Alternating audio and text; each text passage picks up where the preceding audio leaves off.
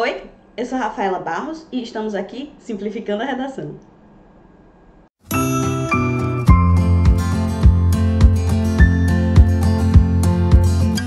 Oi, pessoas bonitas, como é que vocês estão? Espero que todo mundo esteja bem. E hoje, aqui, a gente vai falar um pouco sobre 10 coisas que você não deve fazer na sua redação. Presta muita atenção nessas dicas de ouro, porque hoje o vídeo todo é dica de ouro, tá? Então vamos lá. Primeira coisa que você não deve fazer na sua redação do Enem, assim, em hipótese alguma, você não deve escrever outro gênero textual. Isso pode ser óbvio pra você, tipo, Rafaela, é claro que a gente sabe que vai fazer uma dissertação, não é mesmo? É mesmo. Entretanto, muitas vezes, eu já corrigi redações assim, conheço pessoas que também já corrigiram no próprio Enem, de pessoas que escreveram histórias, que escreveram cartas. Então, isso dá pra você um lindo, maravilhoso e redondo 0. Então, por favor, atenta a isso e não escreve outro tipo de texto que não seja texto dissertativo argumentativo, certo? Segunda coisa, não deixe de ler os textos motivadores. Por quê? Muitas vezes, quando a gente lê só o tema, a gente acha que entendeu o direcionamento que a prova quer, que o exame está pedindo pra gente, mas às vezes a gente meio que passa perto, mas voa, que é o que se chama de tangenciamento, que a gente já falou aqui. Então, se você tangencia o seu texto, quer dizer que você provavelmente não leu atentamente os textos motivadores e isso vai diminuir a sua nota de jeito considerável. Então, por favor, não deixe de ler os textos motivadores, tá? Terceira coisa que você não deve fazer assim. Não, só não. Você é terminantemente proibido de fazer cópias dos textos motivadores. Então, assim, pegar um trechinho do texto que já tá lá na prova e colocar na sua prova. Todas as linhas que forem copiadas, transcritas, você escreveu exatamente do mesmo jeito que tinha lá no texto motivador, essas linhas serão desconsideradas. Então, quanto mais você copia, mais pontos você perde, mais quantidade de linhas você perde, e aí no fim das contas a tua argumentação vai lá para baixo, porque não teve nada de autoral, nada que saiu da sua própria cabeça. Então, não faça cópias dos textos motivadores, por favor. Quarta coisa que você não deve fazer em hipótese alguma. Você não deve conversar, dirigir-se, chamar o leitor, que no caso vai ser o seu corretor. Inclusive, nesse aspecto, a gente coloca aí um parêntesezinho, de que você também não pode choramingar para o corretor. Tipo, ai, por favor, é minha única chance, me dá uma nota boa. Gente, corretor do Enem não é o professor que está corrigindo sua prova final, que você tá lá choramingando, por favor, eu preciso de 4, eu preciso de 7. Isso não vai adiantar. E se você se dirige ao corretor, você está trazendo uma grande possibilidade de a sua prova também ser zerada. Isso é terminantemente proibido, inclusive é bem explícito no edital do Enem. Você não pode falar com o corretor, nem se dirigir a ele. E aí, mesmo que você não queira falar realmente com o corretor, às vezes no momento da escrita, muitos colocam, o que é que você acha disso? Esse tipo de questionamento, quando se coloca na prova do Enem, faz com que haja uma informalidade maior. E a gente sabe que informalidade não é o que a gente quer.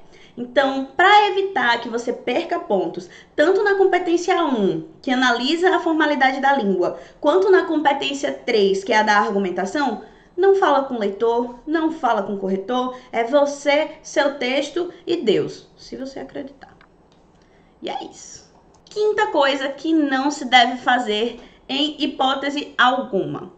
Tá, mentira, não é que é nem em hipótese alguma. Você vai poder fazer, mas não vai ser tão legal e não vai garantir tantos pontos. Utilização de expressões clichês para iniciar a sua prova. O que é que acontece? É muito comum, muito natural e até esperado que muitos alunos escrevam o texto começando com atualmente, nos dias atuais, nos dias de hoje, na atualidade, nos tempos de hoje, nos tempos atuais e etc. Essas expressões estão erradas, querida professora Rafaela? Não, elas não estão erradas. Elas só são expressões consideradas clichês, desgastadas. E aí, quando você inicia o seu texto com uma expressão assim, qual é a visão que o corretor vai ter de você? Tá faltando vocabulário aqui. Não sabe nem começar. Como é que vai ter uma boa formalidade no decorrer do texto? Tá entendendo? Existem outras maneiras, muito mais objetivas e até muito mais encorpadas, muito mais bonitas de se iniciar o texto, como, por exemplo, com verbos na terceira pessoa do singular. Sabe-se que, percebe-se que. Outras possibilidades é de você iniciar direto no ponto. Se o tema é sobre violência, a violência consiste em... Nós também podemos, como eu já apresentei para vocês algumas vezes, iniciar com a contextualização, de acordo com o Estatuto da Criança e do Adolescente, a Declaração Universal dos Direitos Humanos afirma que... Então, existem várias outras possibilidades de iniciar o seu texto que são diferentes dessas expressões que a gente já está tão cansado de ver como atualmente, que ninguém merece mais. Sexta coisa que você não deve fazer na sua redação: não utilizar a primeira pessoa do singular. Eu já falei sobre isso aqui, mas achei muito importante repetir. Nada de eu acho, na minha opinião, eu não sei o que eu faria se eu estivesse no lugar de fulano. Não.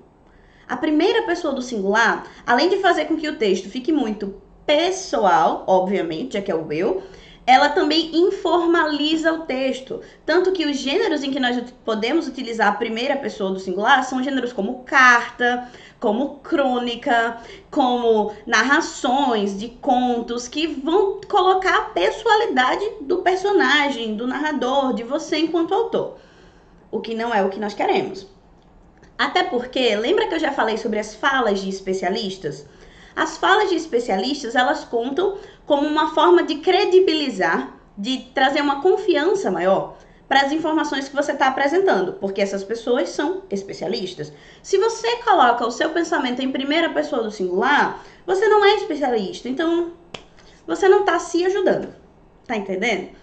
E aí, como parênteses dessa questão de não usar a primeira pessoa do singular, a gente também não deve utilizar gírias, palavras do cotidiano, porque tudo isso afeta a formalidade do texto. Combinado? Então, nada de eu acho, na minha opinião, por favorzinho. E aí, nessa questão de escrever um texto que tem uma opinião, que não é a sua opinião, não é a primeira pessoa, mas a gente sabe que é você que está escrevendo, então é o seu ponto de vista, também não se deve generalizar ou radicalizar.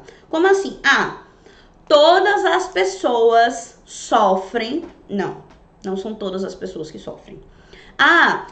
Tudo é horrível. Não.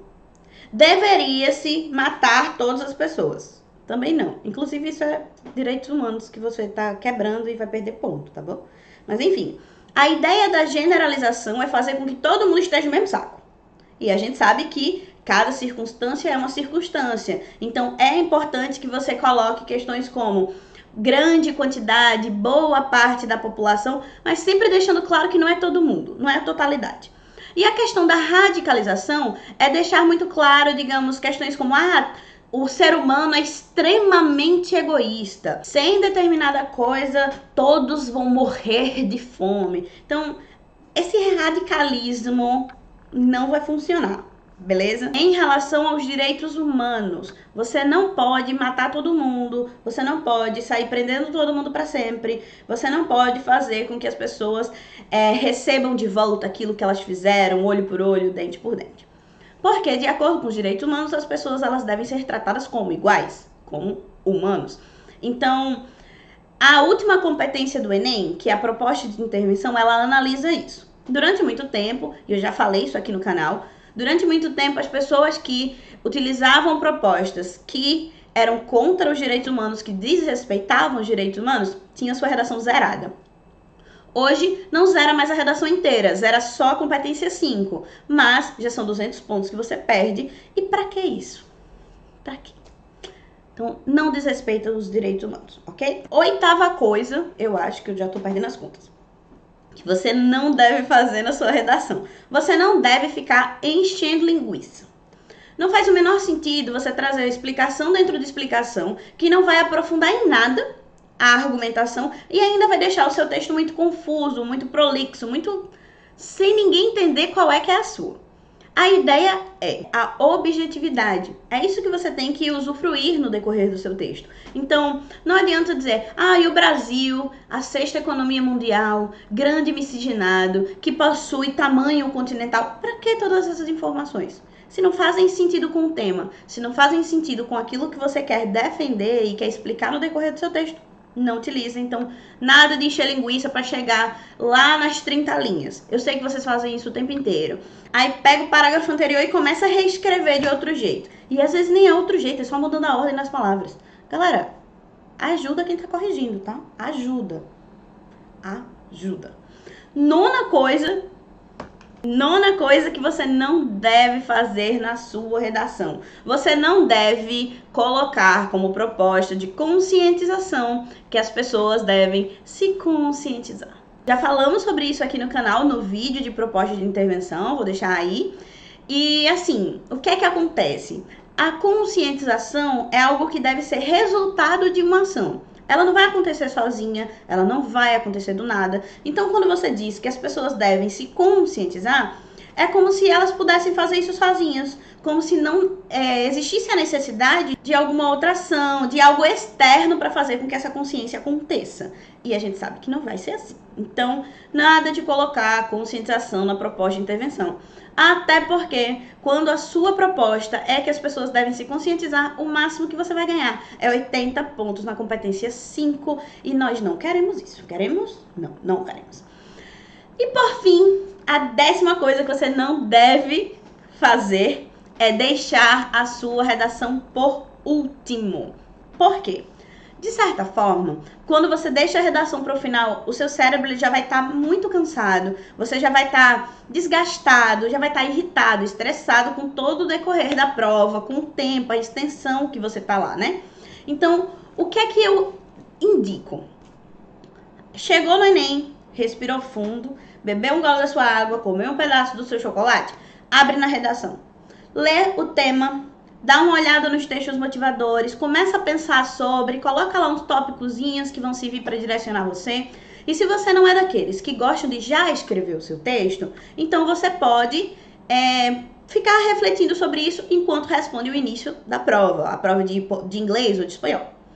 Quando você finalizou essa primeira parte da prova, começa a fazer o teu rascunho. Faz lá o teu rascunho, ou pelo menos junta todas as informações que você vai querer desenvolver, tá? Porque aí, à medida que você for fazendo as questões, fez as questões, para um pouco lá na metade, volta e escreve a tua redação. Quando você deixa a redação para o final, existe uma grande possibilidade de você ter que fazer tudo correndo, de você acabar rasurando muito, deixar de expor pensamentos que você gostaria de ter colocado. Então, como a redação, ela conta como uma nota separada, ela conta como uma nota à parte, então você precisa se dedicar a ela, certo? Então, o melhor formato que eu acredito e que eu aconselho faz a tua redação primeiro, faz o teu rascunho inteiro e aí vai para a prova. Cansou um pouco do decorrer da prova, volta para a redação, relê e começa a passar limpo, porque aí você vai controlando. Um momento você vai passando a limpo, refletindo sobre o que você escreveu, e em outro momento você vai respondendo as questões. Combinado? Então, esse foi o nosso vídeo de hoje. Qualquer coisa, estamos aqui. Fala comigo, fala com seus professores. Não esquece que nós estamos aqui para ajudar, tá bom? Cheiro, tchau, até a próxima.